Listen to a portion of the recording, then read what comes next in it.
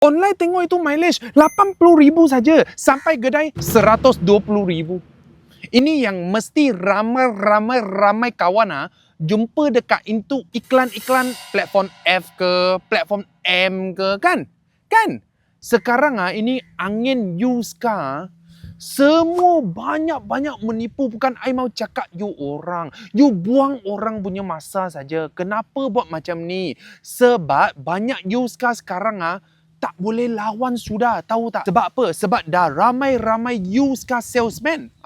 Sebab basic banyak rendah So salesman I ambil banyak saja loh. A tak boleh. Sampai Z mesti boleh jual. Semua orang latang SOP sama. Alih-alih ambil gambar, lepas tu you buang dekat itu platform-platform, semua kasih hantam saja. Tapi masa harga dah tak boleh lawan, so macam mana? Kereta orang ini jual 50,000, tapi sama tahun punya, you punya bos mau ambil balik 51,000. Itu belum kira you punya commission lagi.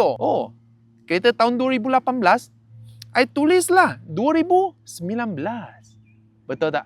So, mileage tinggi punya kereta akan murah sikit. So, I punya bos masuk yang condition kurang cun punya, mileage tinggi punya, harga murah, I letaklah mileage rendah. Masa you sampai kedai, biar betul ni.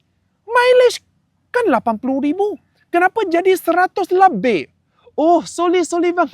Itu admin dia salah tulis lah. Ayo, sorry. Itu tahun pun I punya admin dia salah letak lah. Sorry.